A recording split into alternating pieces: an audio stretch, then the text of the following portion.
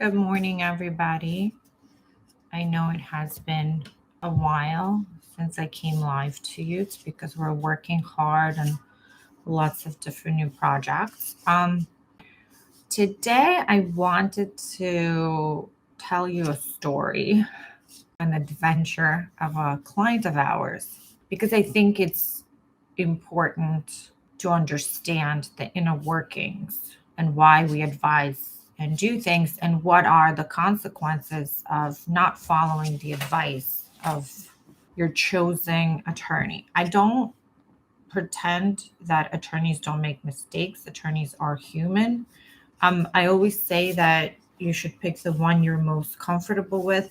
But if you are comfortable with that person and that person has guided you correctly up until that point, this story tells you the consequences of not following the advice of counsel. So I'm not going to name obviously any names or countries, but the story is actually very informative and interesting. So several years ago, a client came who is married to a U.S. citizen and has US citizen children. The person came across the border and ended up in front of an immigration judge. And when the person had a hearing in front of the judge, the person did not go to that hearing. And as a consequence, what happens is the person ends up with an in absentia order of removal. It's a second type of removal order. It has its own rules of inadmissibility. It's not in reality, it is the same. It's an order of removal. However, it has implications on when and how you are able to open and dismiss the case and how long you have to stay out of the country and possibility of available waivers if you are outside the country, right? In legal worlds and in practical worlds, it does differ from an ordinary order of removal when you go to the hearing and the hearing doesn't go your way and the judge orders you removed. Okay, so the person has an absentia order. We do the case and we do the petition by the wife, and then we do the waiver of inadmissibility, which is a 601A waiver. We tell him that he cannot leave the country for his appointment. We have to first go to the judge, open up now with the approved 601A waiver and a consular processing complete. We have to go to the judge and say, hey, judge, this person is eligible to go back to their home country, but for this order of removal, and we need to get rid of it before he can leave, because otherwise he cannot come back because he has an absentia order of removal, which means he's not allowed to come back, even if the interview goes well, even if the green card can otherwise be approved and there are no waivers for an in absentia order of removal. You just have to stay outside of the country for 5 years. The person goes to us, no, you're wrong. I spoke to my friends and they said I can go to the interview and explain to the officer at the embassy why I did not show up to my original court date. And we say to him, please don't do that. The officer will not make that determination in your favor, and you will be stuck in your home country, hopefully until we are able to resolve the situation here. But there's no need for you to be outside of the country for such a long period of time. Give us time and we will deal with this here. And when we're done dealing with it, you go. We have one conversation. We have second conversation about this in front of him and his wife. We have a third conversation about it in front of him, his wife, and his child. And the person leaves. The person leaves, does the medical, does the interview, and the officer at the embassy, unsurprisingly, says, everything is good.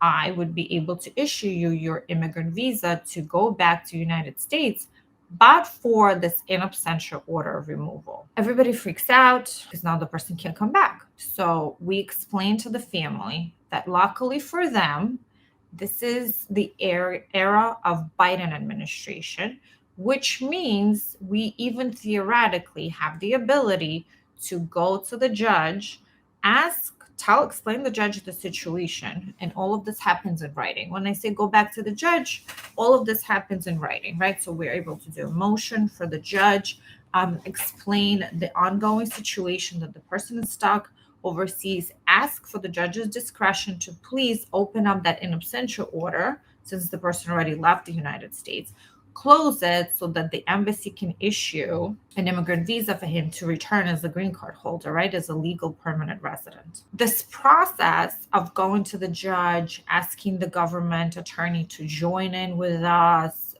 all of that takes 8 months. The reason it takes 8 months is because A, judges are busy.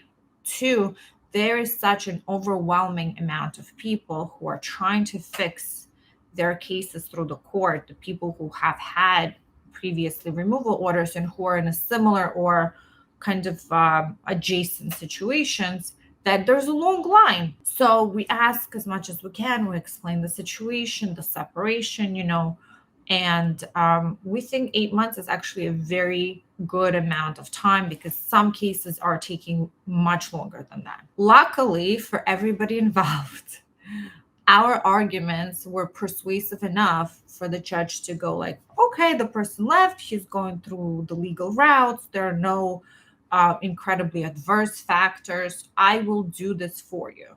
Okay, so the judge signs the order and you think this is it.